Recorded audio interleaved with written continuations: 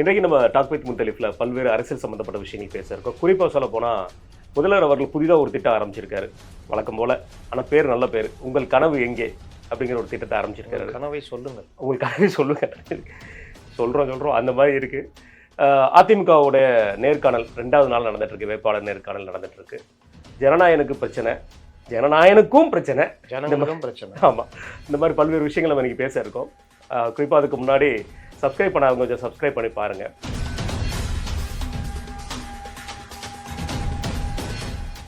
அண்ணா வணக்கண்ணே. வணக்கம் அண்ணே, நிகழ்ச்சி ஆரம்பிக்கிறதுக்கு முன்னாடி 2 விஷயம்ண்ணே.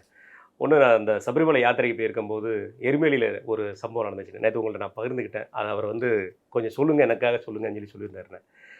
அவர் களியக்காவலையை சேர்ந்தவர்ண்ணே. அவர் பேர் பாஸ்கரன். அவர் என்ன சொன்னார்னா, நிகழ்ச்சி ரொம்ப தரமாக பண்ணிகிட்டு இருக்கீங்க, எங்களுக்கு ரொம்ப பிடிச்சிருக்கு, அதில் எந்த இதுவும் இல்லை, நேர்மையாகவும் நிகழ்ச்சி நடந்துகிட்ருக்குங்கிற விஷயத்தையும் எங்களுக்கு ஒரு பாராட்டு தெரிவித்தாருண்ணே. அதையும் தாண்டி என்ன சொன்னாங்கன்னா, நாங்கள் முத்தலிப் சார் கூப்பிட்டு இருந்தோம், உங்களால் மூலமாக முத்தலிப் அண்ணன் கூப்பிட்றேன் அப்படிங்கிற மாதிரி சொல்லிட்டு இருந்தாருண்ணே. அந்த உரிமையை கொடுத்ததுக்கு எனக்கு முதல்ல உங்களுக்கு நன்றி தெரிவிச்சுக்கிறேன். அது மாதிரி அவருக்கு நீங்களும் ஒரு இது சொல்லிடுங்க. நன்றி. பாஸ்கரன் களியக்காவலை சேர்ந்து பாஸ்கரன். அவர் ஏன்னா அவர் மலைக்கு வந்திருக்கும் போது இதை மென்ஷன் பண்ணிட்டு போகணுங்கிறது ஒரு இது கிடையாது, அது பண்ணியிருந்தாருண்ணே. ரைட்ண்ணே, நிகழ்ச்சி நம்ம ஆரம்பிக்கிறோண்ணே. அதாவது நேற்று ஒரு தந்தி டிவியில் ஒரு ஃபங்க்ஷன், டிபேட் ஷோ. அதில் ஒரு பேச்சாளருக்கும் பிஜேபி சார்ந்த ஒருத்தருக்கும் ஒரு மோதல். அது கருத்து மோதல். உள்ளே என்ன நடந்துச்சுங்கிறது நமக்கு வெளியே தெரியல. அது ரைட். சமூக வலைத்தளங்களில் நடந்த விஷயங்கள் இது நாள் வரைக்கும் நம்ம பார்த்துருக்கோம். அது ஒரு குப்பை மாதிரி போயிட்டுருக்கு, அது வேற கதை. ஆனால் இன்றைக்கி சமுதாயத்திலே இந்த மாதிரி ஒரு கலாச்சார சீரழிவை ஒரு பத்திரிகையாளருங்கிற பேரில் இருக்கிற புதுசாக ஆரம்பிச்சிருக்கிறாரு. இது எப்படி பார்க்குறது? ஒரு வன்முறையை தூண்டுற விதமாக போயிருக்காரு. அது கரண்ட் ஆஃப் பண்ணுங்க, நான் பார்த்துக்கிறேங்கிற சொல்கிறது பட டைலாக்கெல்லாம் இன்றைக்கி அரசியல்வாதிகள் பேச வேண்டிய சூழ்நிலையில், பத்திரிகையாளர்கள் பேச வேண்டிய சூழ்நிலை வருது. இது எப்படி பார்க்குறீங்க? இதுக்கு வன்மையாக கண்டிக்க வேண்டிய விஷயம் உங்கள் கண்டனத்தை சொல்லுவாங்க. அதாவது நான் இந்த இது மாதிரி விவாதங்கள் போதில் டிபேட்டுக்கெல்லாம் என்னை கூப்பிட்டாங்க. எனக்கு டிபேட்டுகள் மேலே நம்பிக்கையே கிடையாது. ஏன்னா திமுகவில் வந்தவர் திமுகவை தான் ஆதரிச்சு பேசுவார், அதிமுகவில் வந்தவர் அதிமுக தான் ஆதரிச்சு பேசுவார். அவங்க கட்சியை தான் பேசுவாங்க. என்ன நடந்தாலும் முட்டு கொடுப்பாங்க. இதில் நம்ம போயிட்டு ஏதாவது ஒன்று சொல்லி இவர்களோட சண்டை போட்டுக்கிட்டு மல்லு கட்டிகிட்டு இருக்க முடியாது. ஏன்னா இப்போ எல்லாமே ஓங்கி கத்துவது, அடுத்தவர்களை பேச விடாமல் தடுப்பது. இப்போ பொன்ராஜ் இருந்தார், கலாமுடைய ஆலோசகர், எவ்வளோ பெரிய மரியாதை இருந்தது. ஆமாம், அவர் போய் கமல்ஹாசன் கட்சியில் சேர்ந்தார். முதல்ல அவர் மரியாதை போச்சு. அடுத்து நிலைய வித்வானாக மாறிட்டார். மாறினா கூட தப்பு இல்லை, இஷ்டத்துக்கு பேச ஆரம்பிச்சிட்டார். அவரே கலைஞர் ஜென்சி தான், கதை வசனம் எழுதும்போது 20 வயசு அவருக்குன்ற மாதிரிலாம். அப்போ உங்களுடைய தரம் குறைஞ்சி சண்டை ஆகி போடா வாடான்னு பேசுகிற அளவுக்கு எவ்வளோ பெரிய மனிதர், எல்லோரும் பெரிதாக மதிக்கக்கூடியவர். ஏன் இந்த மரியாதை கெட்டு போச்சு? அவருக்கு என்ன புதுசாக ஏதாவது விளம்பரம் தேவையா? அப்புறம் ஏன் இதுக்கு கலந்துக்கிறீங்க? கலந்துக்குங்க, உங்கள் கருத்தை நிதானமாக எடுத்து வைங்க, நிதானமான முறையில் பேசுங்க. இல்லை எதிராளி கத்துறானா நீ கத்திட்டு முடிப்பான்னு அப்புறம் பேசுகிறேன்னு பேசுங்க. ஆனால் சம்மந்தம் இல்லாமல் உங்களுக்கு பிடிக்குதுன்றதுக்காக இந்த அரசை ஆதரித்து பேசுகிறீங்கன்னா அப்போ அந்த வெறுப்பு, ஜனங்களும் வெறுப்போடு பார்க்குறாங்க, சண்டை முத்துது, இதெல்லாம் பிரச்சனை ஆகுது. அப்போ நீங்கள் வரீங்கன்னா திமுகலே சேர்ந்துட்டு வந்துடலாம்.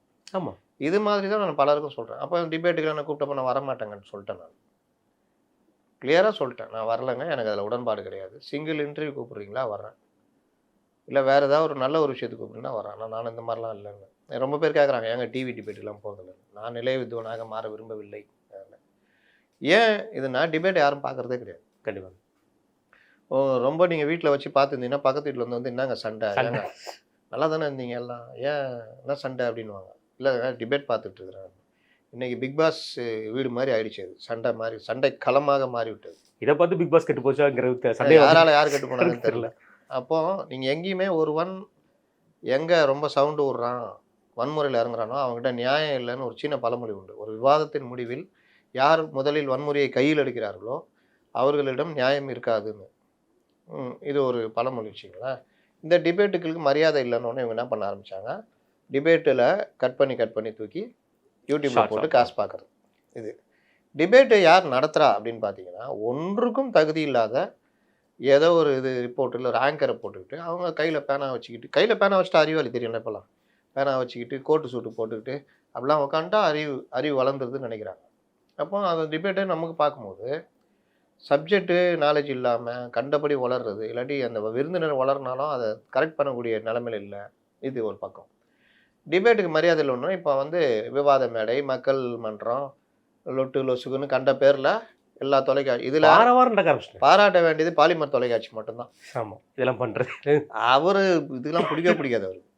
இந்த இந்த இதெல்லாம் சீனை போட்டுக்கின்னு ட்ரெஸ்ஸை வேறு மாதிரி மாட்டுன்னு அப்படி இப்படின்னா கொன்றுவேன். நியூஸு அவ்வளோதான். அப்படி தான் போவோம் அங்கே பாலிமரில். நியூஸ் தமிழும் அவர்கள் கருத்தை சொல்கிற மாதிரி கொண்டு போகிறாங்க தவிர இன்னும் அவங்க விவாத மேடைக்கு வரல. வந்தாங்கன்னா அவங்களும் அந்த 10ஓட 11 ஆகிடுவாங்க. ஏதோ அவர்கள் கருத்தை சொல்லிட்டு போயிட்டு இருக்கிறாங்க. இவர்கள் எல்லோரும் இந்த மக்கள் மேடை அது இதுன்னு நடத்திக்கிட்டு ஒரே சண்டை தான். நடுவில் உட்காந்துருப்பாப்புல, இவர் பேசுவார், அவர் பேசுவார், அடிங்க யார் பெரியார்னு அடிச்சு காட்டுங்க அப்படின்னு வடிவேல் சொல்கிற மாதிரி தான் நடக்குது. இதில் சில இடங்கள்ல சுவாரஸ்யமாகவும் நடக்குது. விருந்தாளிகள் வேறு வேறு கட்சியாக இருந்தாலும் ஒருத்தர் புகழ்ந்துக்கிட்டோ இல்லை கிண்டல் அடிச்சுட்டோ போகிறீங்க. அது வரைக்கும் போகிற வரைக்கும் நல்லது தான். கருத்து சுதந்திரம், இந்த விஷயங்கள்லாம் கரெக்டு தான்.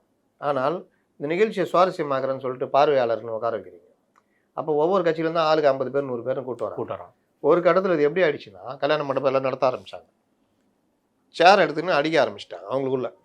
அப்புறம் நிகழ்ச்சி பாதியில் நிறுத்தி போலீஸ் உள்ள தலையிட்டு சட்டம் ஒழுங்கு பிரச்சனை வந்து ஒரு கட்டத்தில் போலீஸு தரமாட்டேன்ட்டாங்க பர்மிஷன். கொடுக்க முடியாது. நீங்கள் சண்டை, அதாவது சண்டை திடீர்னு வரும்.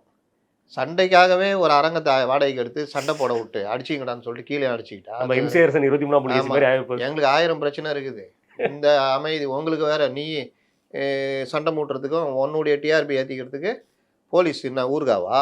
எங்களுக்கு வேறு வேலையே இல்லையா? உங்கள் மண்டபத்தில் வந்து கல்லால் அடித்து விடாதீர்கள், கையால் அடித்து தடுக்க தான் வேலையான்னு சொல்லிட்டு பர்மிஷன் இல்லைன்ட்டாங்க. இப்போ என்ன பண்ணுறாங்க, அவங்களுக்கு சொந்தமான அரங்கத்தில் நடத்துகிற வேலைலாம் நடக்குது. நான் காவல்துறையை கேட்டுக்கொள்வது என்னவென்றால், கருத்து சுதந்திரம் இதெல்லாம் ஓகே. நான் உங்களுக்கு விரல் நீட்டுறேன்னா உங்கள் மூக்கை தொடாத வரைக்கும் தான் எனக்கு இது. கண்டிப்பாக நீ எனக்கு என்னென்னு இப்போ அடிக்கடி கட்சிக்காரனை கொண்டு வந்து அடிக்கிறது இதெல்லாம் வச்சா உண்மையிலேயே காவல்துறை இனிமேல் நிகழ்ச்சி யார் நடத்துகிறீங்க, நாங்கள் ஃபார்மு அடிதடியாக ஏதாவது ஆச்சுன்னா உங்கள் மேலேயும் கேஸ் போடுவோம், நீங்களும் பொறுப்பு அப்படின்னு எடிட்டரு, நிகழ்ச்சி நடத்துகிற நெறியாளர் எல்லாருக்கும் நோட்டீஸ் கொடுத்து நிகழ்ச்சியை நடத்த விடுங்க. அப்போ தான் கொஞ்சமாவது அந்த இது இருக்கும். கண்ணியமாக நடத்துறதை விட்டுட்டு என்னையா நீங்கள் என்ன பெரிய என்ன பண்ண போகிறீங்க அடிச்சுக்கிட்டு இது பண்ணுறதுக்கு. நேற்று நிகழ்ச்சியில் இந்த மாதிரி நிகழ்ச்சிகளில் பத்திரிகையாளர் போர்வையில், அரசியல் விமர்சகர் போர்வையில், தோழமை கட்சிகள் போர்வையில் எல்லாரும் ஆளுங்கட்சி, அப்புறம் ஒருத்தர் 2 பேர் மட்டும் தாவேகா, பாவப்பட்டவங்க தாவேகா, பாஜக, அதிமுக, இந்த மாதிரி. அதிமுக கூட கை வைக்கிறது பயப்படுறாங்க. அந்த பாஜக தாவேகானா அவங்களுக்கு ரொம்ப இலக்காரமாக போகுது, இறங்கி அடிக்குது. ஆனால் தாவேகான்னா யாராவது பசங்களை இறக்கி விட்றாங்க. இப்போ பசங்க தயாராகிட்டாங்க. ஏன்னா அவங்களுக்கு ஒரு பெரிய மேட்ரு இல்லை, இருக்கிறத பேசினாலே போதும், அவங்களால பதில் சொல்ல முடியல. இந்த மாதிரி நடக்குது. இதில் பத்திரிகையாளர் போர்வையில் வர்ற இந்த செந்தில்வேல் அவருக்கு எதுக்கு மற்ற சலுகைகள் செய்து கொடுக்கப்படுதுன்னு எல்லாருமே கேள்வி கேட்டுட்ருக்குறாங்க. அது அவருடைய விருப்பம், ஏதோ ஒன்று. இந்த நிகழ்ச்சியில் ஏதோ ஒரு மோதல், எஸ்ஜி சூர்யா அவரே பாவம் அமைதியாக தான் பேசுவார். பாதி நேரம் அவர் பேசுகிறாரா தூங்குறாருன்னு நமக்கு தெரியாது. ரொம்ப அப்படியே கண்ண மூடி தான் அப்படி பேசி, அதான் வாய் மட்டும் அசைஞ்சிட்டு இருக்கோம், பேசிகிட்டு இருப்பாப்புல. பேசிட்டாங்கிறாப்புல, தூங்கலை அப்படின்ற அளவுக்கு அப்படியே அமைதியாக டேட்டாஸ் எடுத்து வைக்கக்கூடிய ஆள். நீங்கள் பேசினாலும் அவருடைய இதை கருத்தை பேசிகிட்டே இருப்பார். மற்றபடி யாரையும் வந்து அவதூறாகவோ எதுவும் பேச சொல்லல. கேட்ட கேள்வி பதில் சொல்லுவார், டேட்டாஸில் பேசுவார். டேட்டாஸ் தப்புனா நீங்கள் தப்புன்னு சொல்லுங்கள். பல இடங்களில் அவர் சொல்கிற டேட்டாஸை இவங்களால் இது பண்ண முடியாது. எனக்கு தெரிஞ்சு 2-3 பேர் தான் டேட்டாஸ் பேசுகிறாங்க. ப்ரொஃபஸர் சீனிவாசன், அண்ணாமலை விவாதங்களை பங்கேற்கிறதில்ல, பொது வெளியில் டேட்டாஸ் பேசுகிறாரு. நம்ம இவர் எஸ்ஜி சூர்யா, அந்த மாதிரி ஆட்கள். மற்றவங்களாம் அடி வாங்கிறதுக்குன்னா நல்லா அந்த கோட்டெல்லாம் போட்டு வந்து அடின்னு காமிச்சிட்டு இருக்கு. ஒன்றும் பல பேர் பேச தெரியாது பாஜகலேருந்து வர ஆட்கள், ஓப்பனாகவும் சொல்கிறாங்க. அது மொழிபெயர்ப்பாளர் ஒருத்தர் இருக்காரு, அவரு இவங்களோட மல்லு கட்டி அது ஒரு தடவை சண்டை ஆச்சு. ஆமாம், பெரிய சண்டை. இதை தான் சொல்கிறேன், ஏன் எதுக்கு பேசுங்க அப்படின்னா இது பண்ணி பார்க்குறவனு எரிச்சல் தானே வரும். இது ஒன்று விஷயமாச்சா. நேற்று அந்த இதில் அரங்கத்தில் நேற்றா முந்தானல்ல இது நடந்திருக்கு. கூப்பிட்டு வந்த கும்பல் கூச்சல் போட்டிருக்குது. இன்னொன்று சொல்கிறேன், இந்த விவாத மாதிரிலாம் நடத்துங்க, எதுக்கு கும்பல் வைக்கிறீங்க? இவங்களே பேச விட்டு ஒளிபரப்பிட்டு போயிடுங்க. ஆமாம், எதுக்கு ஆடியன்ஸு? இல்லை ஆடியன்ஸு ஓரளவுக்கு கட்டுப்பட்டப்பட்ட ஆடியன்ஸ் இருந்தால் பரவாயில்ல. இதில் பிரச்சனை வந்தோன்னா இவர் கோச்சிக்கிட்டு கெட்ட வார்த்தையெல்லாம் திட்டிட்டு வெளியே போயிருக்காரு போல். நான் இப்போ தான் அதில் கலந்துக்கிட்ட இடும்போனம் கார்த்திகை அவர்கிட்ட பேசினேன். அவர் சொன்னார், இந்த மாதிரி அவரை பதிவு போட்டிருக்காரு. அப்போ அவர் என்ன சொன்னார், இந்த மாதிரி பாஜகவினர் கூச்சல் போட்டாங்க, அவர் ரொம்ப கெட்ட வார்த்தை போய் நான் பார்த்துக்கிறேன் அப்படின்ட்டு நிகழ்ச்சி விட்டு வெளியேறிட்டார். அதுக்கப்புறம் நிகழ்ச்சி நடந்தது. அதே மாதிரி தங்கத்தமிழ் செல்வன்ட்டையும் அதே இது பண்ணாங்க, கேலி கிண்டல். அவர் எச்சரிச்சோன்னா அந்த கூட்டம் அமைதியாயிடுச்சு. அப்புறம் நிகழ்ச்சி நடந்தது. தங்கத்தமிழ் செல்வன் கூட்டம் முடிஞ்சோனே அவர்களை கூப்பிட்டு, இது மாதிரிலாம் பண்ணக்கூடாது. ம். நிகழ்ச்சி நடக்கும்போது இதுதான் அப்படின்னு புத்தி சொல்லிட்டும் போனாரு அப்படின்னு. இதில் தான் என்னோட ஒரு கேள்வியும் கூட, ஒரு அரசியல்வாதிக்கு இன்னைக்கு சகிப்புத்தன்மை எவ்வளவு முக்கியமோ அதே அளவுக்கு பத்திரிகையாளருக்கும் ஒரு சகிப்புத்தன்மை கண்டிப்பா தேவை. இவர் வந்து ரொம்ப நீண்ட நாள் பத்திரிகையாளர்னு சொல்லி தன்னை மூத்த பத்திரிகையாளர்னு சொல்லக்கூடிய ஆளு தான், தன்னை அரசியல் விமர்சகர், மூத்த அரசியல் விமர்சகர்னு சொல்லக்கூடியவர் தான். எவ்வளோ நாள்? இவருக்கு நீண்ட காலம் எவ்வளோ நாள்? நீண்ட காலம் அவரே சொல்றது தானே. அதனால அப்போ அவருக்கு ஏன் இந்த சகிப்புத்தன்மை எங்க போச்சு? சகிப்புத்தன்மைன்றது எப்படின்றத பொறுத்து தான். நமக்கு அதிகார பலம் இருக்கிறது, எல்லாம் இருக்குது அப்படின்றது. ஒரு கட்டத்துக்கு மேலே அவர் ஆங்கராக இருக்கும்போது கத்திட்டு தாங்க இருப்பார். இல்ல பல இடங்கள்ல அவர் இந்த சகிப்புத்தன்மை பத்தி பலருக்கு அட்வைஸ் பண்ணியிருக்காரு. நம்ம ரிபப்ளிக் டிவியோட இதுகளுக்கெல்லாம் இவர் அட்வைஸ் பண்ணியிருக்காரு. அவர் இவங்க அண்ணா அவர் அங்கே இருக்கிறாரு அருணாப்பு. ஐயா அதெல்லாம் ரொம்ப மோசம்.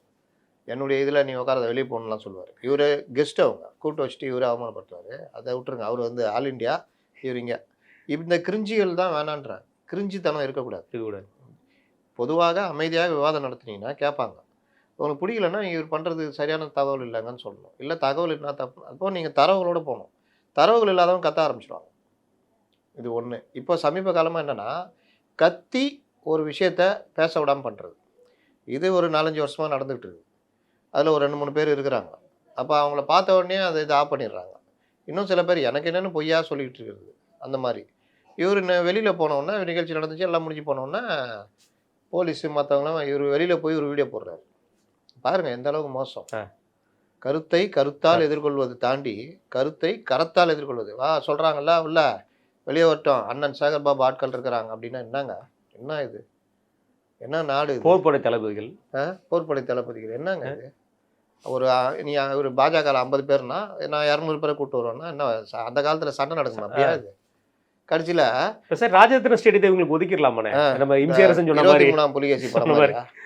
இந்த வெளியில் வந்த உடனே இவரும் சூர்யாவும் நேருக்கு நேரம் அங்கே ஒரு விவாதம் நடத்திக்கிறாங்க. என்னங்க இது?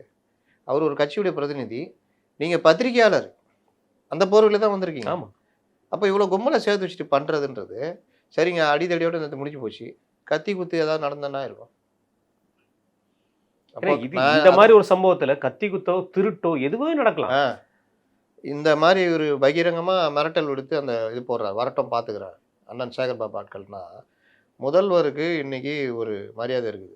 அமைதியானவர், அவங்க சொல்கிற மாதிரி தாய்மானவர், தகப்பன், அந்த மாதிரி இருக்குது. கெடுக்கிறது யார்? கீழே இருக்கிற பசங்க தான். அவர் சேகர் பாபு கோயிலுக்கு போகிறார். அவன் பாரத் மாதாக்கு ஜெயன்றான். உங்களை வெறுப்பேற்றவே சொல்கிறான்னு வச்சுக்கோங்க.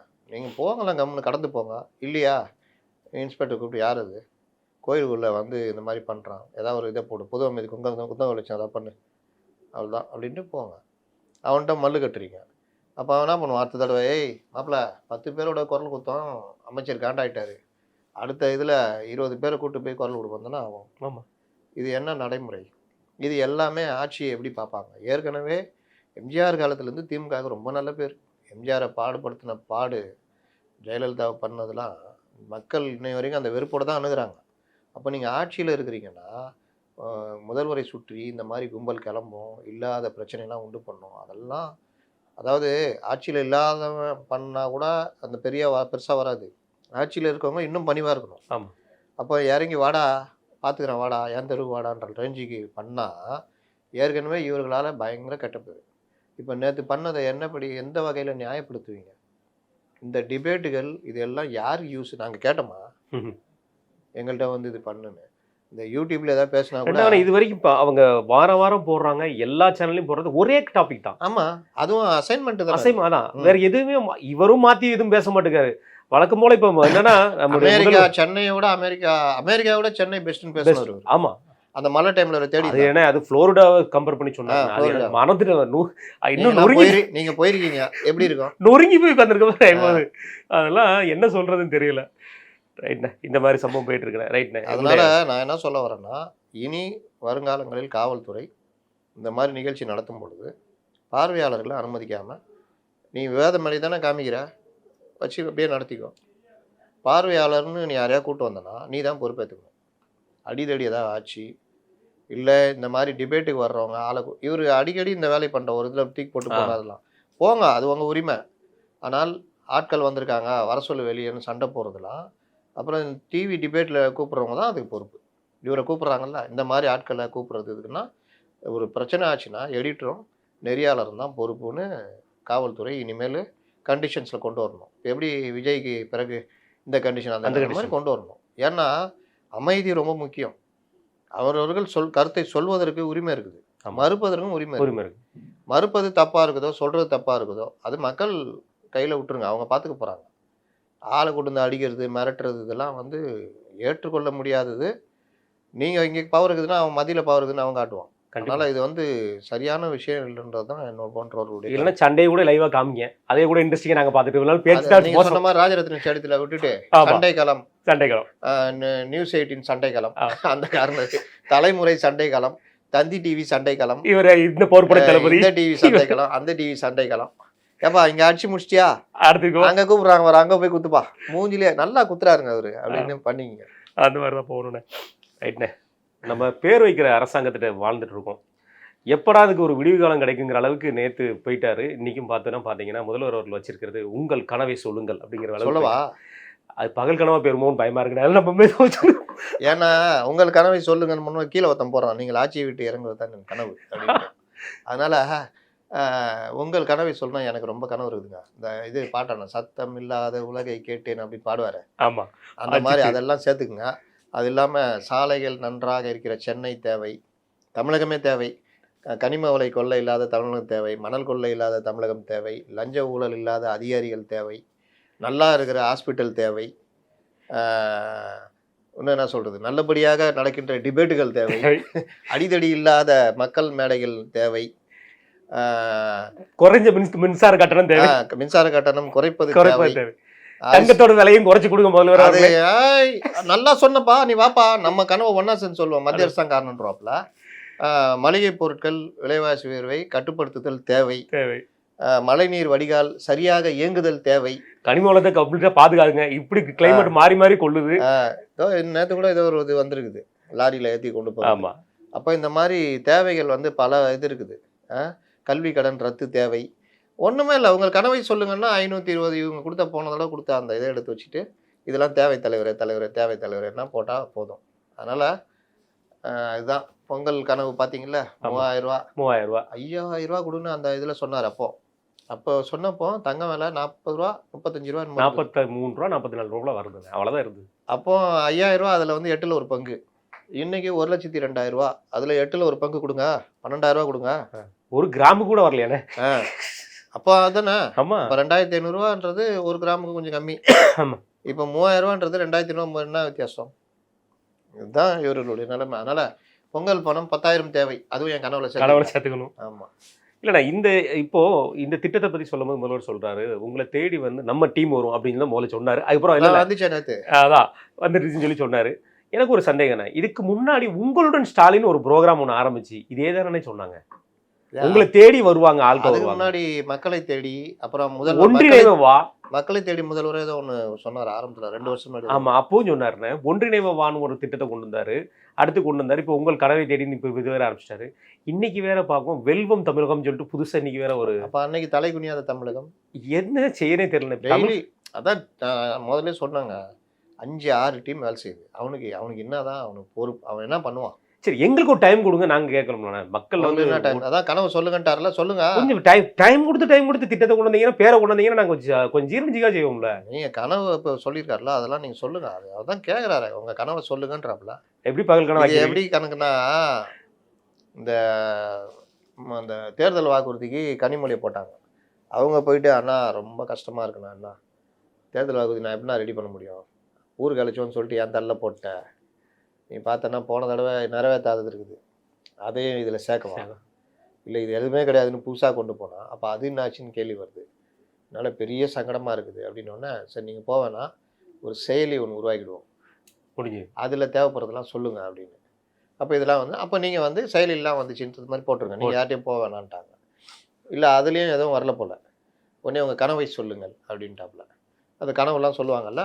இப்போ நான்லாம் சொல்லிட்டேனே, சென்னை சாலைகள் நல்லா இருக்கணும், ரோடு போடணும், மேயர் நல்ல தமிழ் பேச வேண்டும். அது ரொம்ப கஷ்டம். என் கனவுங்க. அது சரி. கஷ்டம் இதெல்லாம் உங்க இஷ்டம். அது ரைட். ஓகே. எனக்கு தேவை இது. சண்டை போடாத அமைச்சர்கள் வேண்டும். அதுவும் கஷ்டமா? என் கனவு. இந்த மாதிரி பல கனவுகள் இருக்குது. அட்லீஸ்ட் இப்படி கேட்போம்னே, மக்களை மதிக்கக்கூடிய அமைச்சர்கள் வேணும் அப்படின்னு சொல்லி வேணா கூட கேட்டு பார்க்க வேண்டியது. அதுதான் இப்படி வருது. சண்டை போடாத அமைச்சர்லாம் ரெண்டும் ஒன்று தானே. அப்புறம் பஸ்ஸு வந்து நல்லா இருக்கணும். நல்லா எலக்ட்ரிக் ஸ்டிக்கர் பஸ் வருமா? அரசு கையில் எலக்ட்ரிக் பஸ் வரணும்.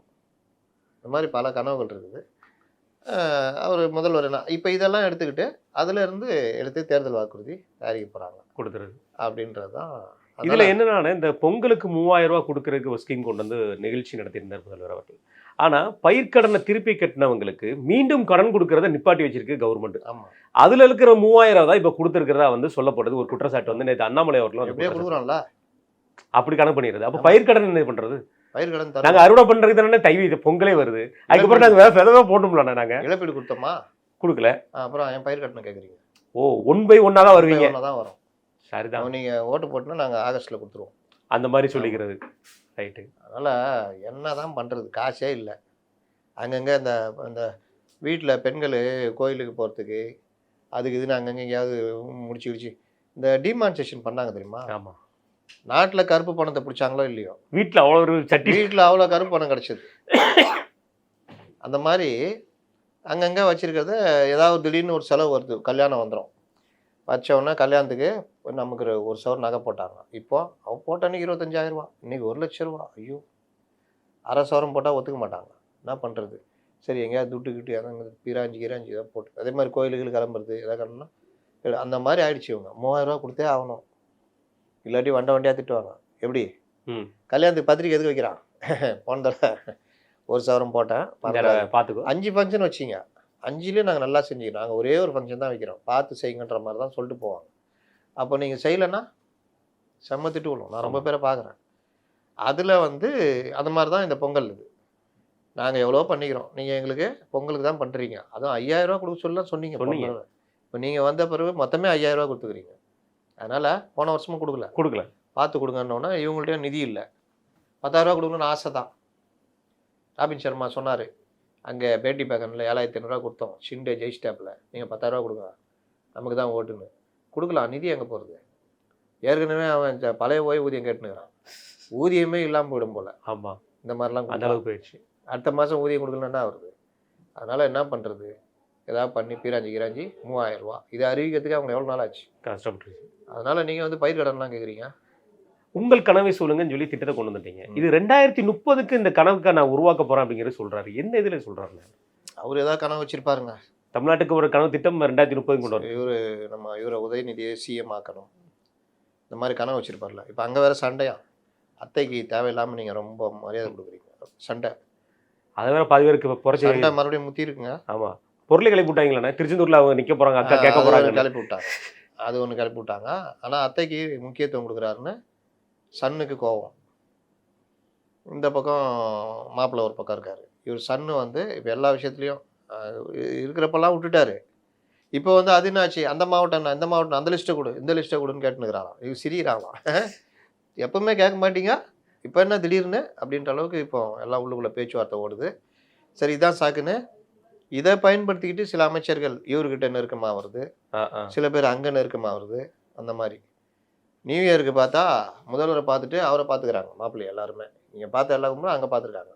இவர் ஏன் பார்க்கலன்னா அவர் ஒன்றும் எந்த வேலை இல்லைங்க அப்படின்ற மாதிரி. ஆனால் அதுலேயே ஏதோ ஒரு பிரச்சனை ஓடிட்டு இருக்கு. அப்போ இந்த மாதிரி உள்ளக பிரச்சனை, வெளியே மற்றொரு காங்கிரஸ் இந்த பிரச்சனை. அதனால் இந்த 2 மாதங்கள் மிக மன உளைச்சலான மாதங்களாக இருக்கும். கண்டிப்பாக. இதை தொடர்ந்து நான் நேற்று அண்ணாமலை அவர்கள் வந்து பேசும்போது ஒரு வார்த்தை சொன்னார். திருப்பூரில் நேற்று மீட்டிங் நடந்துச்சு. அதில் பேசும்போது அவதூறு அமித்ஷா அப்படிங்கிற ஒரு வார்த்தையை துணை முதல்வர் அவர்கள் வந்து ஒரு குற்றச்சாட்டை வச்சிருந்தார். அதற்கு வந்து அண்ணாமலை அவர்கள் வந்து ரொம்ப காட்டமாக பொய் சொல்லும் முதல்வர் அவர்கள் நாங்கள் உங்களை சொல்லலாமா அப்படிங்கிற மாதிரி விஷயத்தையும் சொல்லியிருந்தார். அதே மாதிரி அமைச்சர்களுடைய பேச்சு நடவடிக்கையில் ஒவ்வொரு அமைச்சரையும் குறிப்பிட்டு இந்த மாதிரி அமைச்சர்கள் செயல்பாடு நடந்துட்டு இருக்கு, உங்கள் அமைச்சர்கள் அவ்வளோத்துக்கு பதிலீடு கொடுக்குறது எங்களுக்கான முடியும், நாங்கள் நாகரிகமாக பிஹேவ் பண்ணிட்டு இருக்கோம் அப்படிங்கிற ஒரு வார்த்தையும் சொல்லியிருக்காரு. இந்த கண்டனத்தை எப்படி பார்க்குறீங்க? அன்னைக்கு ரகுபதி கூட பதில் சொன்னார். அமைச்சர் ரகுபதிக்கும் வழக்கமாக நம்ம தான் சொல்லணும். ஆமாம், அன்னைக்கு அண்ணாமலை காட்டமாக சொன்னார். நீங்கள் எப்படி பார்க்குறீங்களா விட்டுருங்க, பாஜகவில் எப்படி பார்க்குறாங்கன்றதான் எனக்கு மேட்டர். நீங்கள் அண்ணாமலை மட்டும்தான் இந்த மாதிரி கவுண்டர் கொடுக்குறாரு. நயினார்ட்ட போய் கேளுங்க, அவதூறு அமித்ஷா என்று சொல்வது மிக தவறான ஒன்று. அது அவதூறு. அதை துணை முதல்வர் ஆமாம், அது அவதூறு. அதை தவிர்க்க வேண்டும். அவ்வளோதான். இதுவா ரியாக்ஷனு? இல்லை சின்ன பிள்ளைகள் நமக்கு இப்போ கேட்பாங்களா, கொஸ்டின் கேட்டால் எழுதுவோம்ல, அந்த மாதிரி எழுதுறாரு. அதனால் பதிலுக்கு பதில் கொடுக்கணும், பேசணும். எது அவதூறு? நீங்கள் பண்ணதுன்னா அது 2 மெட்ரோ 2 ப்ராஜெக்ட் மிஸ் ஆனதுக்கு நீங்கள் தப்பை வச்சுக்கிட்டு எங்களுக்கு அவதூறு பண்ணல. மத்திய அரசு வஞ்சிக்கிறதுன்னு சொன்னீங்களா, அதுக்கு பேர் தான் அவதூறு அப்படின்னு ஒவ்வொரு விஷயத்திலும் சொல்லணும். எங்கே இது எல்லாம் வாழைப்பழத்தை செத்தவங்கையில் சுண்ணாம்பு கொடுத்த மாதிரி பேசிகிட்டு இருந்தா எங்கே அவங்க ஒரு பக்கம் வேகமாக போய்கிட்டு இருக்கிறாங்க, நீங்கள் இங்கே இது பண்ணிகிட்டு இருக்கீங்க. கண்டிப்பான அதிமுகவை பொறுத்த வரைக்கும் பொதுச்செயலர் அவர்கள் வந்து 2வது நாளாக நேர்காணல், வேட்பாளர் நேர்காணல், அதை அப்ளை பண்ணவங்கள நேர்காணல் நடத்திட்டு இருக்காங்க. பாமகவோட கூட்டணி போயிட்டு இருக்காங்க. இப்போ அடுத்த கட்சி தேமுதிக அவங்களும் நேற்று ஒரு மாநாடு நடத்தியிருக்காங்க. அந்நியார் வழக்கம் போல் சொல்லணுமா வேண்டாமா அப்படிங்க, கை பிறந்தால் வழி பிறப்புன்னு சொல்லிட்டு போயிட்டாங்க. வேலைகள் வந்து அதிமுக கூடாரத்துலையும் பயங்கரம் வேகமாக நடந்துட்டு இருக்கு. இந்த நேர்காணலையும் இப்போ எப்படி பார்க்குறீங்க? அதிமுக எப்போ ஜெயலலிதா காலத்தில் இருந்து வேகமாக இருப்பாங்க. இவர் இங்கே ஆரம்பிக்கிறதுல அவங்க 2 ரவுண்டு சுற்றிட்டு வந்துட்டு சென்னையை சுற்றிட்டு இருப்பாங்க. இவர் அப்போ தான் போட்டு கிளம்புவார். சைதாப்பட்டியில் அந்த மாதிரி வேட்பாளர் தேர்வு எல்லாம் முடிஞ்சு பட்டியலை வெளியிட்டுருவாங்க. அந்த அளவுக்கு இது. அதே வேகத்தோடு இப்போ இவர் 180 190 தொகுதி முடிச்சிட்டாரு, நேர்காணல் ஆரம்பிச்சிட்டாரு. இவங்க சொல்லிகிட்டு இருப்பாங்க அதிமுக ஒன்றுமே இல்லை, அதிமுக அப்படி இருக்குன்னு. வேகம் எடுத்துடுச்சு. அப்போ கூட்டணி மற்ற விஷயங்கள் மற்றவர்கள் பேசுகிறதுல இவங்க கொஞ்சம் வேகமாக போகிறாங்கன்றதான் நம்ம பார்க்க வேண்டியிருக்குது. 28ஆம் தேதி வரைக்கும் அதை போகுது.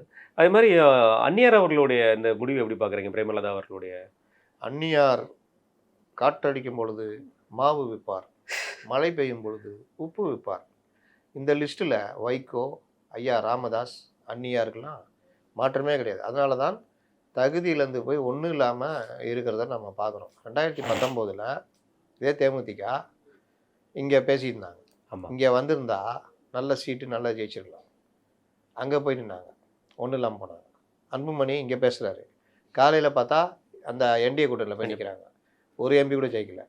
இந்த மாதிரி மாறி மாறி தப்பு பண்ணுறது. இவங்க 2014 ஏடிஎம்கே கூட இவங்க பிரச்சனை ஆகிடுச்சு.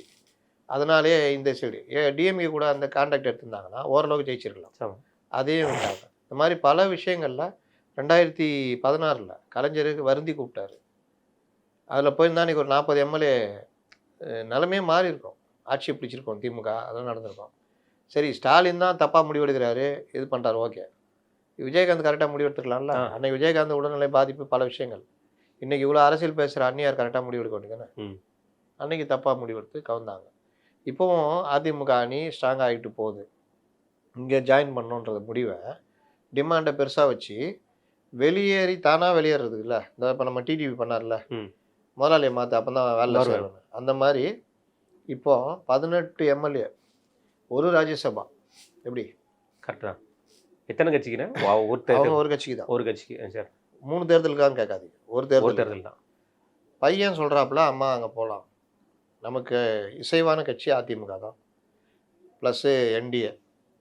நானும் அந்த இதில் நின்று குறைந்த வாக்கு வித்தியாசம் தோற்றுருக்கேன். அடுத்த எம்பி வரும்போது எனக்கு அங்கே கொடுக்கறதுக்கு வாய்ப்பு. வேலை பார்த்தா இவருக்கு ஒரு ராஜ்யசபாவும் கொடுக்குறேன்ட்டாங்க சுதீஷுக்கு. நல்ல ஒரு இதுன்னா இந்த அம்மா அங்கே இங்கே 18, அங்கே 7 சீட்டு, ஒரு ராஜ்யசபா அங்கே பேசிகிட்டு இருக்கிறாங்க. அங்கே கொடுக்கவே சீட் இல்லையே. அப்போது நீங்கள் பார்த்துங்கன்னா, ஆனால் இன்னொருத்தட்ட பேசவே இல்லை. வேறு இந்த ஒரு ஓரமாக பண்ணை ஊரில் அவர் முதல்ல அவருக்காக பேசிட்டோம், அப்புறம் அவர்கிட்ட போய் பேசிட்டோம். ஜனநாயகம் அவ்வளோ பிரச்சனை ஆகுது, ஊரில் இருக்கிறவங்களாம் பேசினாங்க. முதல்வரே பேசுகிறாரு, இவர் பேச மாட்டேங்கிறாரு. கரூர் மேட்டரில் ஊரில் இருக்கிறவங்களாம் பேசினாங்க. எடப்பாடி பேசினார், அவர் பேசினார். இவருக்காக பேச மாட்டார். ஆனால் என்னைக்காவது ஒரு நாள் வருவார், அங்கே பிளாஸ்ட்டுன்னுவார். ஆனால் மக்களுக்காக பேசணும்னு சொல்லுவார். ஆமாம், மக்களுக்காக. ஒரு துளி வேர்வைக்கு ஒரு பவுன் தங்க காசு. இந்த உருட்டு சினிமாக்காரன் உருட்டுக்குத அந்த காலத்துலேருந்து இந்த காலத்தில் இதை உருட்டு. எம்ஜிஆரை தவிர மற்றெல்லாம் பார்த்தீங்கன்னா இதே தான். இது ஒன்று. இப்போ இவங்களுக்கு திமுகவுக்கு போகிறதுக்கு ஒரு எண்ணம் வந்திருக்குது. வலுவாக ஏவா வேல்கிட்ட கொடுத்து ஏவா வேலு ஃபுல் பவரில் இறங்கி இவங்களை கொண்டு வந்து தீரணும்னு தீர்மானிச்சிட்டு இருக்காரு. இவர்கள் தாவேக்கா இது என்டிஏ வருவாங்கன்றதான் நான் நேற்று வரைக்கும் யோசிச்சுக்கிட்டு பேசிக்கிட்டு இருந்தேன். நான் வர்ற தகவல்லாம் பார்த்தா என்டிஏ கொடுக்காத சீட்டு அதிகமாக கேட்டிங்கன்னா போயிட்டு வாங்கம்மா, நல்லா இருக்குமா அப்படின்ற மாதிரி தான் வரும். ஏன்னா நீங்கள் எம்பி சீட்டு கேட்டு சண்டை போட்டிங்க, கொடுக்குறேன்ட்டாங்க. நீங்கள் இப்போ உள்ளே வந்தீங்கன்னா இந்த மார்ச்சில் வர்ற ராஜ்யசபா இதுலேயே உங்களுக்கு கொடுக்க ஈஸியா வாய்ப்பு இருக்குது. அப்போ அதையும் மீறி அங்கே போகிறீங்கன்னா அப்போ ஏதோ இன்னும் கூடுதல் ஆதாயங்கள்னு. ஆனால் இப்போவும் சொல்கிறேன், காற்றடிக்கும் போது மாவு விற்கிறீங்க, மழை பெய்யும் போது உப்பு விற்கிறீங்க. இந்த தடவை திமுக ஆட்சி தொடராதுன்ற கண்டிஷனுக்கு தான் அதிக வாய்ப்புகள் இருக்குது. நீங்கள் இப்போ அங்கே போய் சேர்ந்தீங்கன்னா மீண்டும் ஒன்றும் இல்லாமல் போவீங்க. இதுதான் உங்களுக்கு நல்ல ஓட் பேங்க் இருக்குது சில மாவட்டங்களெல்லாம் நல்லா. கூட்டம் பயங்கரமான கூட்டம்ண்ணே. அதெல்லாம் நம்ம இவர் தான் ஏற்பாடு பண்ணான்றாங்க, அது எந்த அளவுக்கு உண்மைன்னு தெரியாது. அப்போ இவர்கள்னால பல மாவட்டங்களில் அதிமுக கூட்டணியில் இருந்தாங்கன்னா அது ஒரு வெற்றிக்கு வாய்ப்பு. இவங்களும் நல்லா இருக்கலாம்.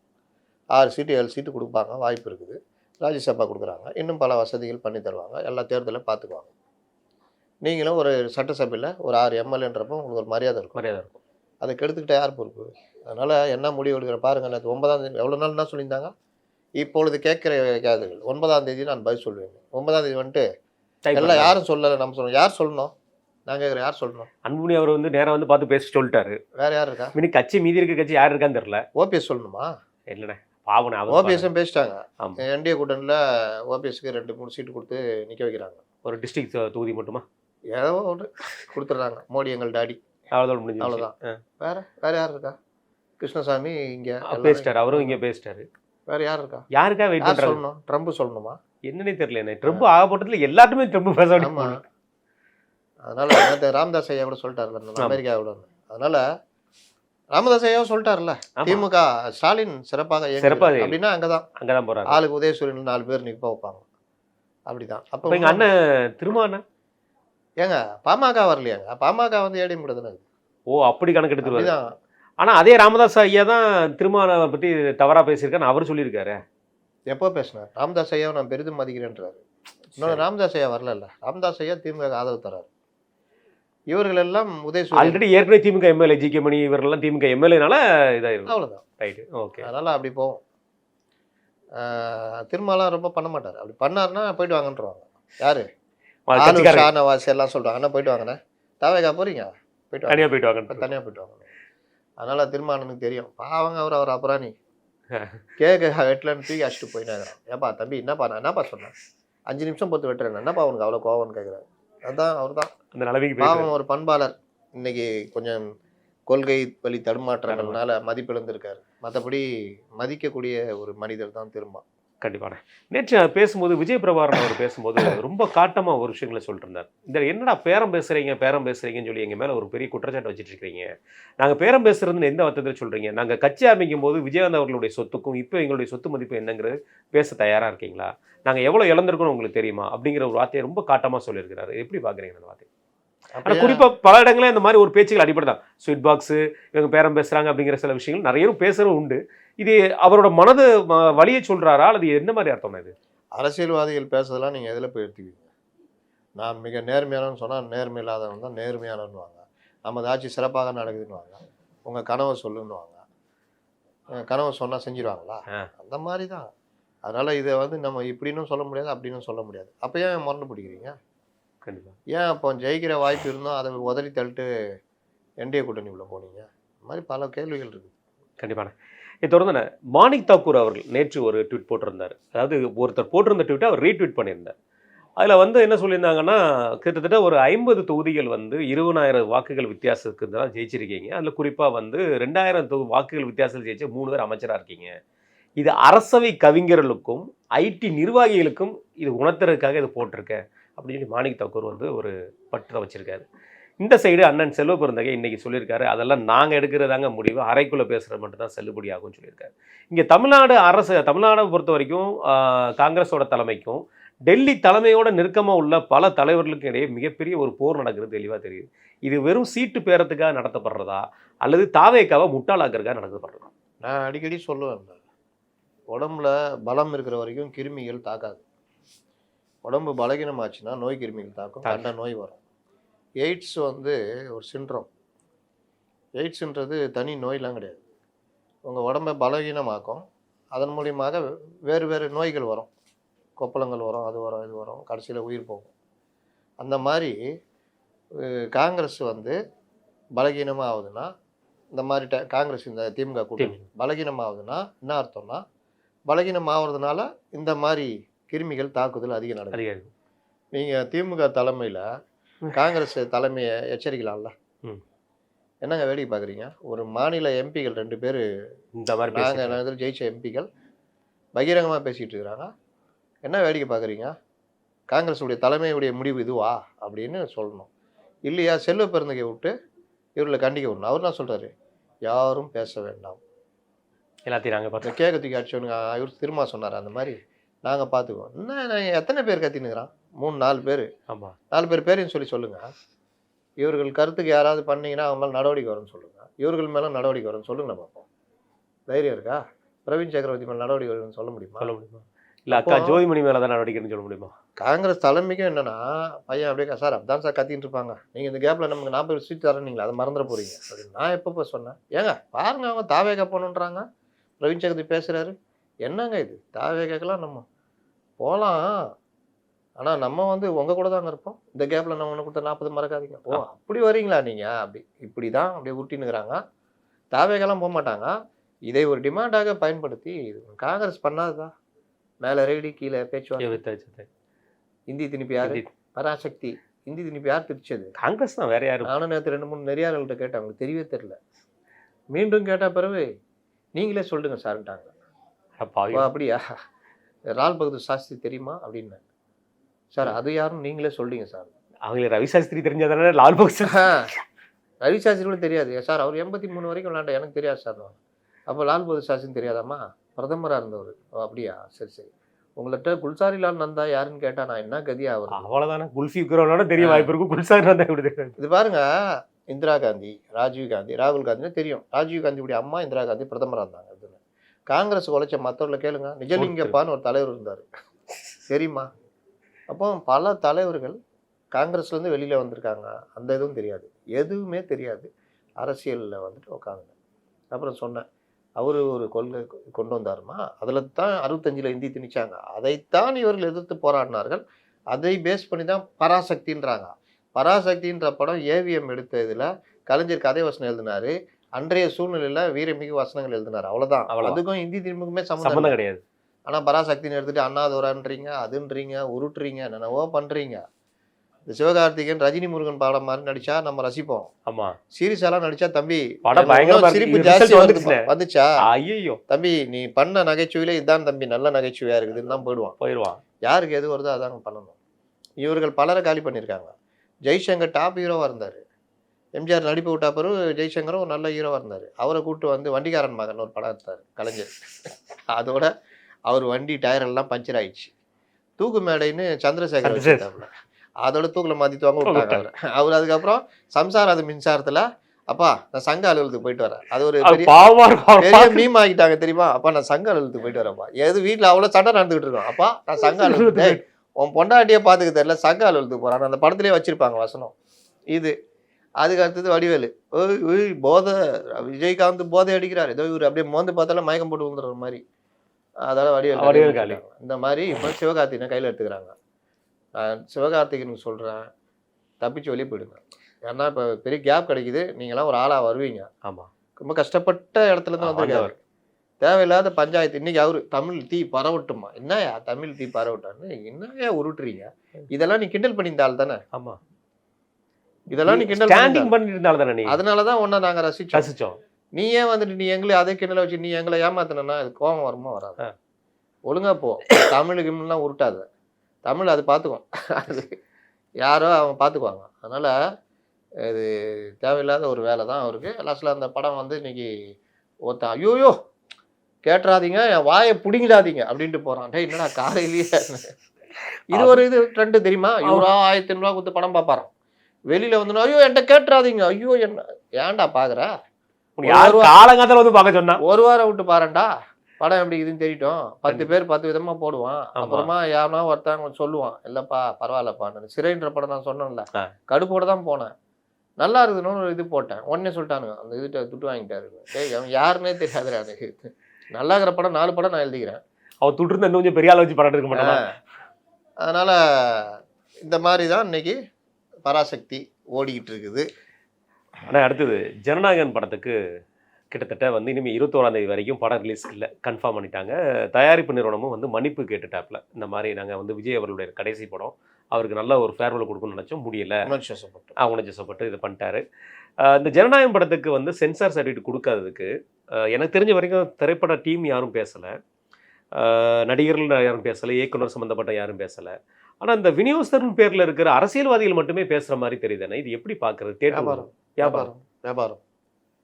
நீங்கள் பராசக்தி படம் தமிழ் தமிழ் ஐயோ தமிழ் ஐயோ தமிழ் ஐயோ தமிழ்ன்றாங்க. துட்டு 100 டிக்கெட்டு 100 விற்றுருக்கேன் பார்ப்போம். முடியாதுல்ல. ஃபஸ்ட் டே ஃபஸ்ட் ஷோ எதுக்கு வைக்கிறீங்க? சிறப்பு காட்சி எதுக்கு வைக்கிறீங்க? எது கூடுதலாக வைக்கிறீங்க? இதுக்கு தானே தேவராஜன் ஒருத்தர் போராடிட்டு இருக்காரு, வழக்கு மேலே வழக்கு போட்டு ஒவ்வொரு படத்துக்கும் கபாலியில் ஆரம்பித்து இப்போ வரைக்கும் கோர்ட்டில் கேஸ் இருக்குது. கோர்ட்டும் சொல்லுது அதே விலைக்கு விற்கணும், அதே விலைக்கு தான் விற்கிறோம், அவ்வளோதான். மறுபடியும் அதே தான் நடக்குது. அப்போ இவர் கடைசி படம் ரசிகர்கள் ஃப்ரீயாக காட்டு வியாபாரம் தானே. கடைசி படம்னா 100 கோடியாக வாங்கி நடித்தேன், அதே 250 கோடி தானே வாங்கி நடித்தேன். அதே பான் இண்டியா மாதிரி போட்டுக்கின்னு 300 கோடி செலவு பண்ணிக்கின்னு 600 கோடிக்கு பட்ஜெட்டை கொண்டு நிறுத்திட்டு நீயா 600 கோடி ஆக்கிடுவேன். அதில் பாதி ஹீரோக்கு சம்பளம். இந்த செலவெல்லாம் எங்கள் தலையில் கட்டுவேன். அதுக்கு என்ன பண்ணுவேன்? அதிக ஸ்க்ரீனிங். படம் நல்லா இல்லைடா அப்படின்னு சொல்கிறதுக்குள்ளே 50 நாள் ஓடுற காசை எடுத்துருவாங்க. தானே நடக்குது, இது வரைக்கும் அதான் நடக்குது. இல்லாட்டி இப்போ இது எப்படி காக்கலான்னு பார்த்தாங்கன்னா, இந்த 9 ரிலீஸு 9ஆம் தேதி தான் பார்க்க ஆரம்பிச்சிடுவான். ஸ்பெஷல் ஷோ 18ஆம் தேதி வரைக்கும். அப்போ 12லேருந்து பொங்கல் ஹாலிடே மூடுக்கு வந்து முடிஞ்சிடும். அப்போ அன்னையிலேருந்து பார்க்க ஆரம்பிச்சிடுவான். 12, 13, 14, 15, 16, 17, 18ஆம் தேதி தான் காண்டாகும். இருக்கிற காசுலாம் காலி ஆயிடுச்சா? இந்த படத்துக்கு போய் இவ்வளோ ஐயோயோ கேட்டுறாதீங்கன்ட்ட காண்டில் இருக்கிறனும் நானும் கடை காண்டாக சொன்னோம். 30 ஓடிடியில் வந்துட போகுது, போய் பாரு. அப்புறம் அதுக்கு பிறகு இந்த பசங்க ஸ்கூலுக்கு திங்கக்கிழமை காலைல நம்ம வீட்டு பிள்ளைங்களை அமிச்சா எப்படி பண்ணுவோம்? ஒரே அழுதுக்கணும், வயிறு வலிக்குதுன்னோம். வயிறு வலிக்குதா? ஓமாத்திரம் கூட. ஐயோ இல்லை வயிறு வலிக்கல, கண்ணு வலிக்குது, கண்ணு வலிதா பண்ணோம். லாஸ்ட்டில் என்னன்னு பார்த்தா ஸ்கூல் போகிறதுக்கு வெறுப்பாக இருக்கும். ஏன்னா லீவு தொடர்ந்து லீவில். ஆமாம். அந்த மாதிரி நம்ம ஆளுங்க வேலைக்கு இருக்கிற காசுலாம் செலவு பண்ணி பொங்கலுக்கு கொண்டாடி பேச்சை போயிட்டு ஊருக்கு போயிட்டு வந்து ஒரு மாதிரி ஆகி வேலைக்கு போகணுமா 18ஆம் தேதி. சரி இதோட முடிஞ்சிச்சு லீவுலாம். பிப்ரவரியில் லீவு இருக்கா தெரியுமா? ஜனவரியில் 26 மட்டும்தான் லீவ். அதுவும் சண்டே கிட்ட இன்னும் கொலை காண்டாயிடும். ரைட் அப்படின்னு வெறுப்பில் போகிறான்ல. அப்போ படம் ரிலீஸ் ஆனால் என்ன ஆகும்? ஒன்றுமே நாங்கள் கொய்யால அப்படிப்போம். ஆனால் அப்பவும் ஒருத்தர் கொஞ்சம் பேர் பண்ணலாம், தளபதி வெறித்தனமா வீட்டில் தான் நான் உருவிட்டு போய் அவன் மட்டும் பார்ப்பான். அதுக்கு பயந்து தான் முன்கூட்டியே படத்தை ரிலீஸ் பண்ணால் பண்டிகை மூட்லேயே இருக்கும்போது எவ்வளோ துட்டு செலவானாலும். இப்போ ஒரு கல்யாண காட்சி, கல்யாண டைமில் முக்கியமான டைமில் பாருங்கள் துட்டு செலவு. அப்பா அவ்வளோ வரும் கட்டுப்படியாக இருவார். அந்த மாதிரி டைமில் அப்பா ஒரு 200 கொடுன்னா தண்ணி கேன் வாங்கிட்டு வரணும், இந்தப்படி கூல்ட்ரிங்க்ஸ் கேட்குறாங்க ஒரு 300 கொடு, இப்படி 100 தான் ஆகும், 300 கொடு கொடுத்துரும். அந்த மாதிரி செலவு பண்ணுவோம். அந்த மாதிரி பண்டிகை டைமில் வா போகலாம் 5000 பார்ப்போம். 3 பேருக்கு 5000 ஆமாம். ஸ்நாக்ஸு அது தனி. அப்போ 7000 செலவு பண்ணணும்பா. அப்படி இந்த மாதிரிலாம் பண்ணுவாங்க. இதுக்கு ஒலை வச்சிச்சு சென்சார் போர்டு. இப்போ கோர்ட்டு என்ன கேட்குது? என்ன பிரச்சனை உனக்கு? படத்தில் எதாவது பண்ணாங்களா? இல்லைங்க வேறு 9ஆம் தேதி ரிலீஸ் பண்ணுறோம். நீ 9ஆம் தேதி ரிலீஸ் பண்ணுறதுக்காக நாங்கள் வந்து ஸ்பீடாக ஒர்க் பண்ணோம். என்னையா சர்டிஃபிகேட் வாங்கிட்டியா? இன்னும் வாங்கவே இல்லை, அதுக்கு தான் வந்துருக்கேன். சர்டிஃபிகேட்னா அவங்க ரிவைஸ் போகிறேன்னாங்க. போட்டுமே உனக்கு என்ன? இல்லை 9ஆம் தேதி ரிலீஸ் பண்ணணும். ஏன் 20ஆம் தேதி ரிலீஸ் பண்ண ஒன்றா ஆகாதா? இல்லை. அப்போ அது பின்னாடி என்ன இருக்குது? வியாபாரம். கேட்டால் இவங்க எல்லாம் என்ன சொல்கிறாங்க? சென்சார் போர்டு இதில் பாதி 2-3 இது கேடிசிசிலாம் இவங்க வாங்கியிருப்பாங்க மறைமுகமாக. நேரடியாக தான் சண்டை மறைமுகமாக மாவட்ட வாரிசு அப்படி தானே வாங்கினார் இவர். பாதி தியேட்டர் ஓனர் யாருன்னு அப்போ தான் அதனால தான் இந்த கோபம் வருது. இப்போ என்னடா பண்ணிட்டாங்க? என்ன பண்ணிட்டாங்க சொல்லு? படத்தை எதாவது பண்ணிட்டாங்களா? எங்கள் அண்ணன் சண்முகம் வரைக்கும் பேசுகிற அளவுக்கு ஆகிப்போட்டுனேன். சண்முகமா? ஆமாம், இன்னைக்கு அவரு நான் பேச இது ரொம்ப பெரிய தப்பு, விட மாட்டேன். இது சாதாரண விஷயம் கிடையாது. சென்சார் போர்டு வந்தது, சர்டிஃபிகேட் என்ன பண்ணுச்சு? அது கேட்டால் யூஏவா ஏஏவா சரி யூஏ அவரே சொல்லிக்கிறாரு. கடைசியில் என்னன்னா சம்மந்தெல்லாம் பேசினா அப்படி தான் தடுமாறும். ரிவ்யூ போடுற அளவுக்கு வந்துடுவாங்க. நாளைக்கு ஜனநாயகன் படம் போட்டின முதல்ல இருக்கா, மற்றவங்களுக்கு தான் போட்டி இருக்கு. அப்போ என்னன்னா பிரச்சனை இங்கே என்ன வருதுன்னா 9ஆம் தேதி ரிலீஸ் பண்ணி கொள்ள லாபம் அடைக்கணும். ஏன்பா கொள்ள லாபம்? நான் 500 போட்டு எடுத்து 500 கோடி 600 கோடி ஆயிடுச்சுங்க, படம் வெளியாகும் நஷ்டம் ஆகும். ஏங்க 500 கோடி 600 கோடி ஆச்சு அப்படின்னாங்க எடுத்தீங்க. பெட்ரி பயங்கரமாக விஎஃப்எக்ஸு இந்த கேமரூன் இந்த ஸ்பீல்பர்க் மாதிரி ஏதாவது இல்லைங்க. வேறு 280 கோடி ஹீரோக்கே சம்பளம் கொடுத்துட்டாங்க. எதுக்குங்க கொடுத்தீங்க? அவரை போட்டால் தான் வந்து பார்ப்பான். அவன் வந்து 600 கோடி கொடுப்பான். ஓ அப்போ லாபம் தானே, ரைட்டு, கரெக்டாக பண்ணிட்டு போங்க. இவ்வளோ நாளாக இருக்கீங்களே ஃபீல்டில், பிளாஸ்டே அங்கேன்றீங்கள, அதுக்கு ஏற்ற மாதிரி நடந்துக்கணும். என்ன பண்ணணும், படம் ஜூன் மாதமே முடிச்சிட்டிங்க, போஸ்ட் ப்ரொடக்ஷன் ஒர்க்கு ஒரு 2 மாதம் 3 மாதம் போச்சு, 60 நாளைக்கு முன்னாடியே சென்சாருக்கு அனுப்பலாம். அனுப்பியிருக்க வேண்டியதானே. நடக்கும் தெரியுமா தெரியாதா அவங்க? கண்டிப்பா. உங்களுக்கு தொல்லை கொடுப்பாங்களா மாட்டாங்களா? நீங்கள் தான் சாமர்த்தியசாலி நினச்சிக்காதீங்க, மற்றவங்களும் சாமர்த்தியசாலியாக இருப்பான். நீங்கள் அங்கேருந்து ஓடியாந்த, எப்படி ஓடி வந்தேன்னு ஊருக்கே தெரியும். அப்படிப்பட்ட ஆளுக்கு ஒன்று அடின்னு அடிச்சு ஒருத்தர் கண்ணீர் விட்டு அழுகுறாரு. 4 கேமரா கண்டிஷனை ஃபாலோ பண்ணுங்கன்னாண்டா. இது அவ்வளோ அழுக வந்துச்சு அவருக்கு. அதுக்கு பிறகு இப்போ ஒரு குழந்தை செவுரு ஒன்று செத்து போயிட்டாங்க, ஒரு பையன், சின்ன பையன், 8 வயசு. ஒரு சொட்டு கண்ணீர். அப்போல்லாம் கண்டிஷனை ஃபாலோ பண்ண சொல்லி அவருக்கு அழுக வரல. இதுக்கு வந்துட்டு அழுகுறாப்புல. அவர் பக்கத்தில் செந்தில் பாலாஜிக்கு சிரிப்பு வருது, அவரால் முடியல. ஐயோ, அவர் அப்படி நிமிந்து பார்த்துட்டா சிரிப்பு வந்துடும் அவருக்கு, அப்படிங்கிறாரு. இந்த மாதிரிலாம் கரகார படத்தில் என்ன பண்ணுறதுன்னு தெரியல. நைட்டு ஃபுல்லாக அடின்னு அடிச்சதில் இவர் வேறு தெரிச்சு ஓடினாரா, புறமெதுக்கிட்டு ஓடினார்ல. சார் சார் சார்ன்றான் மைக்கை நீட்டி, ஓடுறா ஓடுறா ஓடுறா, ஓடி போகிறாங்க. அதில் ஒரு சேனலு, சார் 30 பேர் செத்து போயிட்டாங்களா, அதை பற்றி என்ன நினைக்கிறீங்க சார்? டேய், ஒரிஜினல் விஷுவலில் இந்த மாதிரி குரலை இல்லையாடா, அதான் எங்கள் வேலை. இதெல்லாம் பண்ணாங்க, போயிட்டீங்க. ஆமாம். காலையில் ஊரே என்ன விஜய் இப்படி பண்ணிட்டாப்ல. காலையில் எடப்பாடி வர்றாரு, என்ன பண்ணார் விஜய்? உங்களுக்கெல்லாம் பொறுப்பு இல்லையா? அவருக்கு மட்டும் தான் பொறுப்பா? காவல்துறை என்ன பண்ணுச்சு?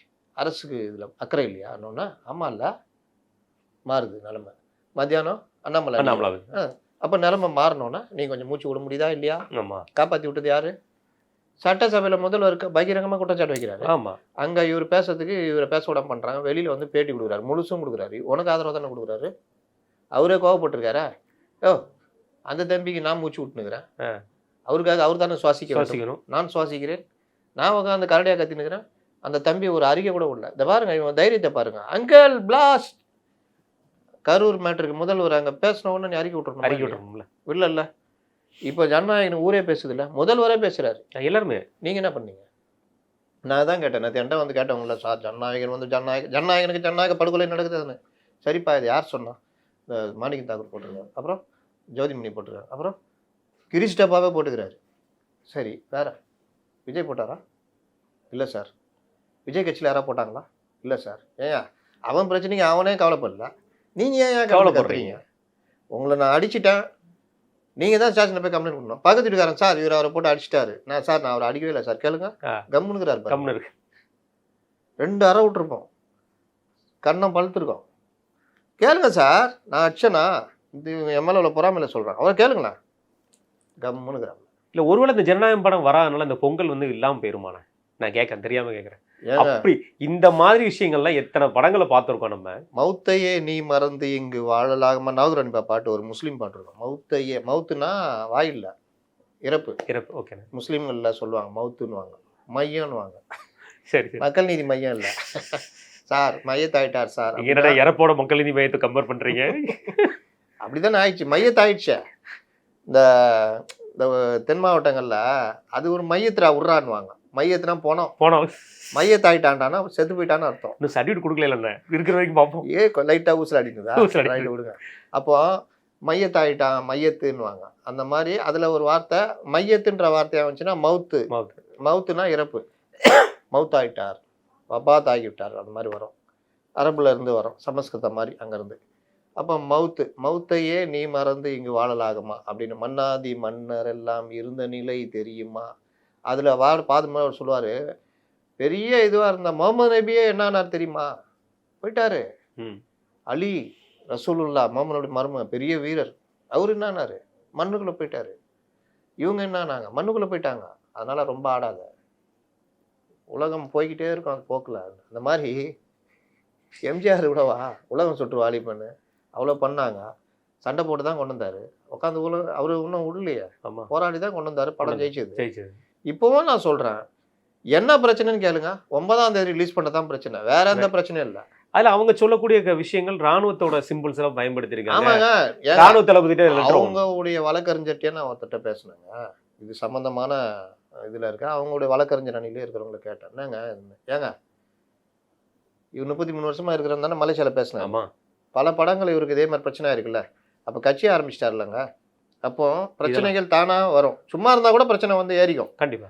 அப்போ நீங்க படத்தை வெளியிடணும்னா என்னென்ன பண்ணணும் சார்? டிஃபென்ஸ்ல போய் எடுக்கிறீங்க. ஒரு லெட்டர் அவனுக்கு கொடுத்துட்டா அவன்கிட்ட ஒரு இது வாங்கிட்டீங்கன்னா, சார் டிஃபென்ஸில் போய் எடுத்துட்டா சார் மிருகங்கள் பயன்படுத்துறீங்கன்னு வச்சுக்கோங்க, கிராஃபிக்ஸ்லேயே பயன்படுத்தினாலும் மிருகங்கள் நல்ல வாரியத்தில் இது கிராஃபிக்ஸ்னு கொடுத்து ஒரு சாப்பா அடித்து வாங்கிக்கணும். சார் அது இதோ இருந்தாங்க, இது இதோங்க வேறு மத உணர்வு புண்படுத்தினேன், வேணா வெட்டிக்கிறேன் சார். ஆனால் நாங்கள் ரிவைஸ் கமிட்டி அனுப்புங்க சார். எப்போ அனுப்ப போகிறீங்க? இதுக்கெல்லாம் நீங்கள் ஒரு 2 மாதம் முன்னாடியே 60 நாள் டைம் இருக்குது தாக்கல் பண்ணியிருந்தீங்கன்னா, இப்போ இந்த பிரச்சனைலாம் ரிவைஸ் கமிட்டியா போடுங்க சார், எங்களால் 3 நாள் ஆகும். பண்ணிங்க சார், வேறு என்ன சார் வேணும்? இதுன்னு இன்னொன்று பாருங்கள், உனக்கு தானாக வந்து உதவி பண்ணது மத்திய அரசு, சிபிஐ விசாரணை. நீ தான் அவன்கிட்ட போய் தலை கொடுத்த, மாட்டிட்டேன். நீ ஹீரோயின், அவன் வில்லன்னா வில்லன் தனம் பண்ணுற ஹீரோ. உன்னை வந்து அப்படியே அந்த ஆடுகளம் ஹீரோ மாதிரி பார்த்து ஹீரோ. நீ வந்து ஒரு நல்லா அழகான பொண்ணு, அவனுக்கு பிடிக்காது, அப்படியே பார்த்துனுங்கிற பார்க்க பிடிக்குது, தனுஷை பார்க்குற மாதிரி. கொஞ்ச நாள் பொறுத்து உனக்கு ஒரு பிரச்சனை வருது பக்கத்து வீட்டுக்காரனால, இந்நேரம் அவனை கூப்பிட்ற, இந்த மாதிரி பண்ணுறாரு. அவன் போய் 2 அரை விட்றான். அவன் எதுக்கு வரான்? உன் மேலே அவனுக்கு பிரியம், லவ் பண்ணுறான். நீ ஏன் அவன்கிட்ட போகிற? உனக்கு தான் பிரியம் இல்லைல்ல, போலீஸுக்கு போ, வேற எங்கேயா போ. அப்போ அவன் என்ன சொல்லுவான்? என் மேலே பிரியம் இருந்ததுனால தானே நீ என்னை கூப்பிட்ட, இப்போ என்ன லவ் பண்ணு வழியிடு. அப்போ இதை தான் மத்திய அரசு பண்ணுது. என் மேலே பிரியம் இருக்கிறனால தான் என்னை கூப்பிட்டேன், கூட்டணிலாம் பேச்சுவார்த்தை நடத்தினேன். அது எல்லாம் நான் தவணை இப்போ கழுவி விட்டு போகிறேன். என்ன சொல்கிறேன்? அரசியல் எதிரி, கொள்கை எதிரி ஊட்டினுக்கிற. சரி, உன் கொள்கையை தான் சொல்லுடா போல. சரி, அது கூட வேணாங்க, இவங்கள மாதிரியாவது பண்ணலாம்ல. வெளியில் ஆசிசம் சைடில் ஆளை விட்டு, சார் இந்த படம் ஜனநாயகன்னு சென்சார்லாம் போட்டேன், வருமானம் உங்களுக்கு தெரியும், கொஞ்சம் பார்த்து பண்ணி கொடுங்க. இப்போ எல்முருகனை பார்க்கறது, மற்றவங்களை பார்க்கறது, அது பண்ணி அந்த காரியம் சார். இதுக்கே அனுபவம் இல்லாமல் இவர் எப்படின்னா முதல்வர் ஆகுது? இன்னைக்கு டெல்லியில் எவ்வளோ பேர் காரியம் சாதிச்சாலும் உங்களுக்கு தெரியாது கிடையாது. இங்கே தான் பேசுவாங்க. நான் வந்து அப்படின்னு அங்கே பார்த்தீங்கன்னா எல்லாம் கையில் வரிசைட்டு நிற்பேன். டெல்லி அரசியலை பார்க்குறவங்களுக்கு இங்கே அரசியல்லாம் பார்த்தா சிரிப்பாக இருக்கும். கரெக்டா? அப்போ இவ்வளோ KN நேரு பையன் போய் பார்த்தாரு, அவ்வளோ நாளாக பார்க்காதவரையும் அப்போ போய் பார்த்தாரு. KN நேரு போய் பார்த்தாரு. இந்த மாதிரி பலரும் நிர்மலா சீதாராமனை பார்க்கறது, எல்லாரையும் பார்க்கறது. அமித்ஷா மட்டும் போய் பார்க்க மாட்டாங்க, அவ்வளோதான். ஏதோ கண்டிஷனாக பேசுவார்னு நினைக்கிறேன். மோடிலாம் பார்த்துருவாப்புல, கபர்தார், நீட்டு கட்டாயம், கட்டாயம் நீட்டை நிறைவேற்றணும். இந்த செஸ் போட்டிக்கு வந்திருக்கேன், கட்டாயம் தெய்வமே, கட்டாயம் தெய்வமே. தூங்க வேற சொன்னாங்களா நம்ம ஆளுக்க? மோடி தூங்கல, பயந்துட்டாராம். ஏன்னா அவர் அங்கிருந்து வந்து மிரட்டிட்டாப்பா. தமிழ்நாட்டுல இருந்து போய் மிரட்டிருந்தா கூட கொஞ்சம் தூங்கிருப்பாப்ல. வெளிநாட்டுல தான் வந்து மிரட்டினோன்னா, ஐயோ நீங்களே, ஐயோ ஐயோ ஐயோ டேரக்டா வந்துட்டீங்க, என்ன செய்யறதுன்னு தெரியாம, ஐயோ சாரிங்க, இனி நான் நீட்டை வந்து கொண்டு வரதுக்கு ட்ரை பண்றேங்க அப்படின்ட்டு. நல்லா பாருங்க, செஸ் போட்டிக்கு வந்துருக்கு அப்படின்ட்டு வந்துட்டாங்க. இந்த இதுதான் அரசியல், இதாங்க அரசியல். ஆமா. ஆனால் இந்த முண்டை கலப்பைங்களுக்கு இது எதுவுமே தெரியாது. அப்படியே நெட்ட கொத்தா நிற்கிறது. ஏமாத்திட்டோமே, சிபிஐ விசாரணை வந்துச்சே, இனிமேல் தேவையில்லை, அதை என்ன பண்ணலாம், நம்ம தனியாக தான் நிற்போம். பாருங்க, அது பாருங்க, டேட்டாஸ் பாருங்க, 42%. நம்ம வேற லெவலில். அப்போ தனியாக நிற்கலாம்ல, நம்ம முதலமைச்சராக பிரச்சனை இல்லை, ஒன்றுமே பிரச்சனை இல்லை. அப்போ விடு, போயா. இன்னைக்கு வேற ஒரு புது டேட்டா கிடைச்சிருக்குண்ணே. தமிழ்நாட்டில் வந்து 30 வயசுக்கு கீழே உள்ளவங்க 62% இருக்காங்களாண்ணே. அப்படியா? 62%. ஜப்பானா? இது ஜப்பான் இல்லை, ஜப்பானில் அவங்க தான் ஜாஸ்திக்கிறாங்க. சரி, இந்த 62% ஓட்டும் விழுமானே. ஆமாம், இப்படி தான் இதில் கூட சொல்லியிருந்தாப்புல. அதாவது 45 வயசு கீழே இருக்கிறவங்க இத்தனை % இருக்கிறாங்க, அவங்க எல்லாருமே போட்டுருவாங்க. நானும் என்கிட்ட வந்த இளைஞர்கள் பலர்கிட்ட நான் கேட்டேன், என்ன சிரிக்கிறான், நீங்கள் வேறங்க அப்படின்னா. டேய், உன்னை பார்க்குறவன் போடுவான். இன்னொன்று அந்த படத்தில் சொல்கிறேன், அண்ணா உனக்கு தானே குத்துனேன், அந்த மாதிரி அவங்க வீட்டு கேட்பான், அண்ணா உனக்கு குத்துனேன். இதுதான் இது வந்து இவர்களுக்கு எப்போ புரியும்னா, இப்போ எப்படி சென்சார் போர்டு என்னன்னு புரிஞ்சிச்சு, அது மாதிரி தேர்தலுக்கு பிறகு புரியும். அதனால் அரசியல்ன்றது ரொம்ப சிக்கலான ஒன்றுங்க. தேட்டரை கொளுத்திடுவேன் நான் அந்த பாட்டுக்கு, நான் படித்தேன் காஞ்சியில் நேற்று பாட்டுக்கு தேட்டரை கொளுத்திடுவேன். என்னன்னா பிளாங்க் செக் வச்சுக்கோ, எவ்வளோ செலவாகுதோ நீ ஃபீல் பண்ணிக்கோ. அதுக்கப்புறம் தான் வெளியிட்டாங்க. அது எம்ஜிஆருடைய சாமர்த்தியம். நீ வந்து பேசியிருக்கியா, எங்கேயா யார்கிட்டயா பேசுனியா? கண்டிப்பாக தான் பிரச்சனை. இதில் 12ஆம் தேதி வேற சம்மனு. இதில் சம்மனுக்கு வந்து அந்த தகவல் வர்றது உண்மையாக போயா எனக்கு தெரியல. அட்டர்னி ஒருத்தர் இவருக்கு சார்பாக அனுப்புகிறான், நான் வக்காலத்து போகிறதுக்கு நான் இன்கம் டேக்ஸ் என் சார்பில் ஆடிட்டர் அனுப்புகிறேன் பதில் சொல்லுவான்றதுக்கு. கூட்டு போய் தீகாரில் உட்கார விடாங்க. நீங்க வண்டி வரை தூக்கிட்டு போயிட்டாங்களே. வண்டி என்னடா நாங்க வந்து பனையூர்ல வந்து செக் பண்ணுமா, வண்டி எடுத்துடா கரூருக்குன்னு சொல்லிட்டல, எறா வண்டி ஏங்கிற மாதிரி கரூர் எடுத்துட்டாங்க.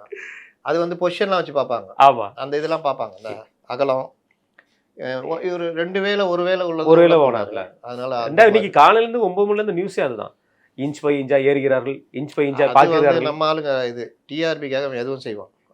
ரமேஷ் அந்த பஸ் டயர் எப்படி இருக்குது அதே மாதிரி தான் இருக்குது. 6 டயர் தான் இருக்குது. 6 இருக்கிறதா, ஸ்க்ரூ இருக்கிறதா, இது இருக்கிறதா, மேலே இதுன்னு விட்டா கொஞ்சம் ஏமாந்தா உள்ளே போய் இதுதான் விஜய் பஸ்ஸின் உள்கட்டமைப்பு அப்படின்னு போட்டான்னா முடிஞ்சிடும். நீங்கள் பார்த்தீங்கன்னா விஜய் நள்ளிரவில் செய்த சம்பவம்னு அது போட்டான். விஜய் செய்த சம்பவம் ஏதோ ஒன்று போட்டு விட்டான். நான் கூட விஜய்க்கு இந்த இதை படத்துக்காக தான் நான் பொதுவாக உஷாராக பார்ப்பேன். இந்த யூடியூப்பை ஆன் பண்ணாமே பார்ப்பேன். அந்த முன்னே தெரிஞ்சிடும். ஏன்னா இவனுக்கு நம்ம என்ன பேஜ் கொடுக்குறதுன்னு. இது இவனு மெயின் ஸ்ட்ரீம்லேயே ஏமாத்துறான். விஜய் செய்த சம்பவம் அதுன்னு. நான் காவலனுக்கு எதிராக ஜனநாயகன் எதிராக இவர் ஏதோ அறிக்கை விட்டார் போல, தைரியம் வந்துன்னு சொல்லிட்டு பார்த்தா தேர்தல் அறிக்கை குழு போட்டிருக்காராம். என்னடா சம்பவம் அதுல, என்ன சம்பவம் அதுல? அது உண்மையிலே சம்பவம் நடந்துட்டுனேன்.